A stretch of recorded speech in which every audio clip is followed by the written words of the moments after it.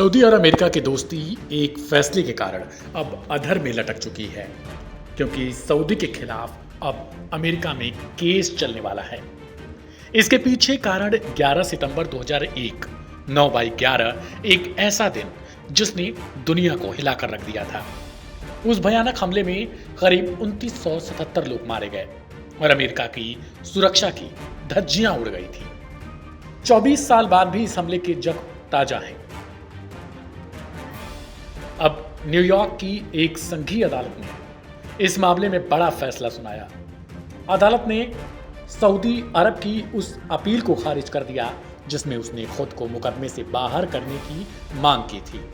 जज George B Daniels ने स्पष्ट किया कि यह मामला सिर्फ अदालत के अधिकार क्षेत्र से जुड़ा है, यानी क्या अमेरिकी अदालत को इसे सुनने का हक है या नहीं। उन्होंने यह भी कहा कि वादियों, पीड़ित परिवारों और बीमा कंपनियों के दावे मजबूत हैं और इन्हें ट्रायल तक ले जाना संभव है। क्यों सऊदी अरब घिरा हुआ है? सवाल यह है। 9/11 में शामिल 19 हाईजैकर्स में से ज्यादातर सऊदी के नागरिक थे। पीड़ित परिवार और बीमा कंपनियां आरोप लगाते रहे हैं कि कुछ सऊदी अधिकारी और धार्मिक नेता आतंकियों को गुप्त रूप से मदद दे रहे थे। अदालत में दावा किया गया कि एक इमाम और एक अकाउंटेंट जो सऊदी सरकार से जुड़े थे, उन्होंने अमेरिका आए 2 अलकायदा आतंकियों को सहायता भी प्रदान की थी। इन आतंकियों ने अमेरिका में अंग्रेजी सीखी, फ्लाइट ट्रेनिंग ली और सऊदी चैरिटी संस्थाओं से आर्थिक मदद ली, जिससे अलकायदा मजबूत हुआ। यही आधार है जिस पर सैकड़ों पीड़ित परिवार, घायल बचे लोग और बीमा कंपनियां सऊदी अरब के खिलाफ मुकदमा दायर कर चुकी हैं। सऊदी अरब की दलील रही कि उसका इन हमलों से कोई लेना देना नहीं। उसके वकीलों ने तर्क दिया कि 1990 के दशक में सऊदी और अमेरिका आतंकवाद के खिलाफ साझेदार थे। 9/11 के बाद सऊदी सरकार ने उसामा बिन लादेन की नागरिकता भी छीन ली थी। उनका कहना है कि सऊदी खुद भी आतंकवाद का शिकार रहा है और उसने अलकायदा और बिन लादेन के खिलाफ अमेरिका के साथ मिलकर कार्रवाई भी की। दूसरी ओर पीड़ित परिवारों का कहना है कि सऊदी अरब के कुछ कट्टरपंथी नेता और अधिकारी हाईजैकर्स को अमेरिका में बसने, पढ़ने और ट्रेनिंग लेने में मदद कर रहे थे। यह मदद सिर्फ नैतिक नहीं बल्कि आर्थिक और लॉजिस्टिक स्तर पर भी थी। यही कारण था कि 9/11 की साजिश सफल हो सकी। क्रेंडलर एंड क्रेंडलर लॉ फर्म जो पीड़ितों की ओर से केस लड़ रही है, उसने जज के फैसले का स्वागत किया और इसे न्याय की लंबी लड़ाई में बड़ी उपलब्धि करार दिया। 9/11 हमले के बाद कई देशों और संगठनों पर मुकदमे हुए। अलकायदा, तालिबान और ईरान के नाम शामिल रहे। इनमें कुछ को अदालत ने अनुपस्थित रहने पर दोषी माना, लेकिन सऊदी अरब का मामला जटिल रहा क्योंकि यह अमेरिका का अहम सहयोगी है। साल 2016 में अमेरिकी कांग्रेस ने विदेशी देशों के खिलाफ मुकदमे आसान बनाने वाला कानून बनाया और तब से पीड़ित परिवारों ने सऊदी अरब के खिलाफ केस फिर से तेज किया। अब सवाल यह है, क्या सऊदी अरब को इस ट्रायल में जवाबदेह ठहराया जाएगा और क्या 9/11 के पीड़ित परिवारों को न्याय दिला पाएगा? यह मामला न सिर्फ अमेरिका और सऊदी अरब के रिश्तों को प्रभावित करेगा बल्कि अंतर्राष्ट्रीय कूटनीति में नया मोड़ ला सकता है।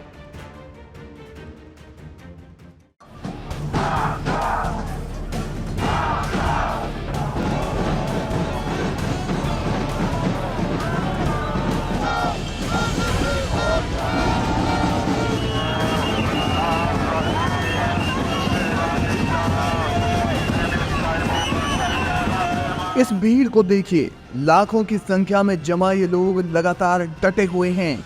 इस्राएल की जनता गुस्से में है, आवाम अपनी सरकार के खिलाफ लामबंद है और सड़कों पर प्रदर्शन कर रही है।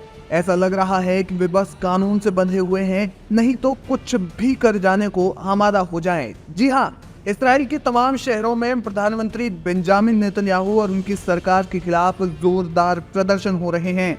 इस्राएल की सड़कों पर रविवार को लाखों लोग उमड़ पड़े, जो पीएम बेंजामिन नेतन्याहू के खिलाफ अब तक के सबसे बड़े विरोध प्रदर्शनों में से एक का हिस्सा बने।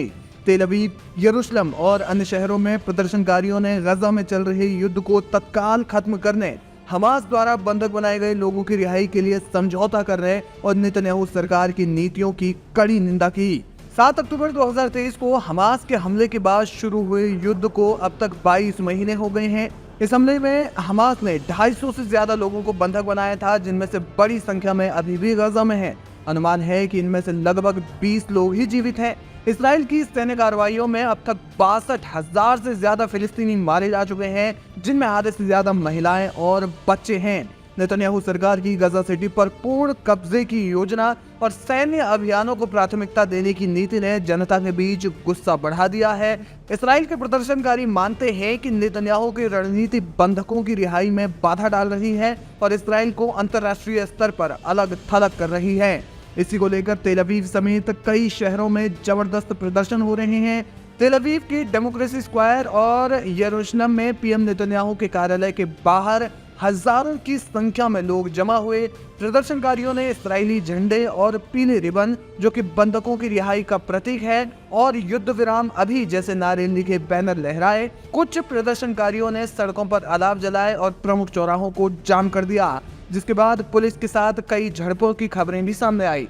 पुलिस ने पानी की बौछारों और गिरफ्तारियों का सहारा लिया, लेकिन प्रदर्शनकारी लगातार डटे रहे। प्रदर्शनकारियों का केंद्र बिंदु बंधकों की रिहाई रहा। हाल ही में गजा में 6 बंधकों के शव बरामद होने के बाद जनता का गुस्सा चरम पर पहुंच गया। इसके अलावा तमाम बंधकों के परिवार भी इस प्रदर्शन का हिस्सा बन रहे हैं और वे किसी भी तरह से अपने परिवार के चिराग को वापस लाने की मांग कर रहे हैं। प्रदर्शनकारियों का कहना है कि नेतन्याहू की सैन्य नीतियां बंधकों की जान को खतरे में डाल रही हैं। उनका ये भी कहना है कि हमारा दुख अब गुस्से में बदल चुका है। नेतन्याहू को बंधकों की रिहाई के लिए समझौता करना होगा, न कि युद्ध को बढ़ावा देना। ये तमाम बयान जो हैं वो प्रदर्शनकारियों की ओर से सामने आ रहे हैं।